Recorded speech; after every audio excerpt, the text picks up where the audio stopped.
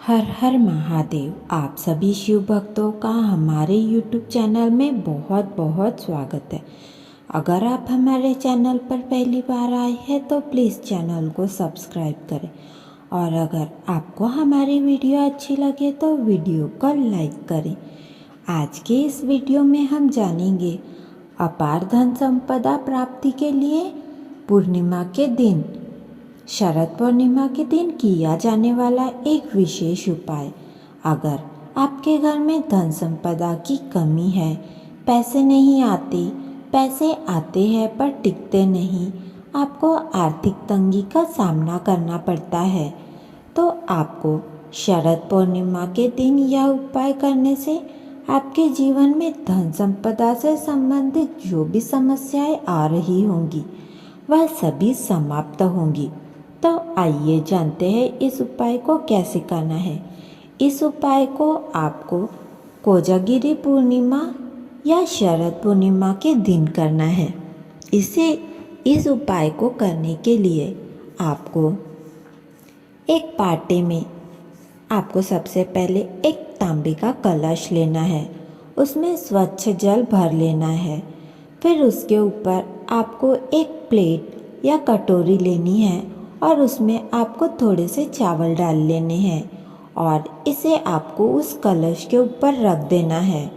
यह जो कटोरी है जिसमें आपने चावल डाले हैं वह उस पानी के कलश के ऊपर रख देना है, और रखने के बाद उस चावल के ऊपर अगर आपके यहाँ भगवान विष्णु और लक्ष्मी जी की प्रतिमा है तो आप वह रख सकते हैं, या आपके पास चांदी का सिक्का हो।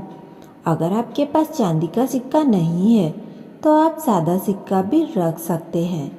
फिर आपको यह रखने के बाद क्या करना है, आपको 31 कमल गट्टे लेने हैं। जो कमल के बीज होते हैं उसे कमल गट्टे कहा जाता है। यह कमल गट्टे आपको किसी भी पूजा सामग्री की दुकान में आसानी से प्राप्त हो जाएंगे।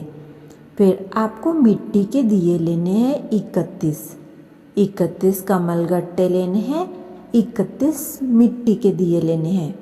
फिर आपने जो यह कलश स्थापित किया है उसके सामने आपको यह 31 घी के दिए जलाने हैं।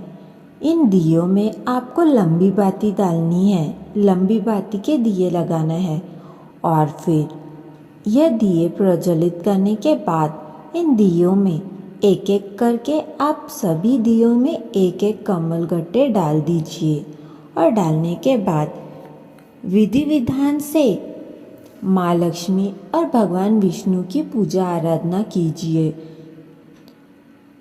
हल्दी कुमकुम पूरे विधि विधान से पूजा कीजिए, पुष्प अर्पित कीजिए।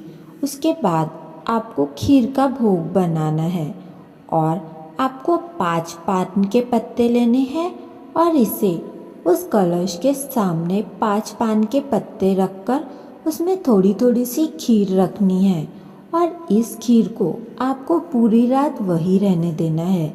फिर दूसरे दिन आपको सुबह उठकर इस पान के पत्ते में रखे खीर का प्रसाद खा लेना है। यह उपाय करने से आपके जीवन में जितनी भी धन संपदा संबंधित समस्याएं हैं वह सभी समाप्त हो जाएगी, और आपका घर धन धान्य सुख समृद्धि से भरता चला जाएगा।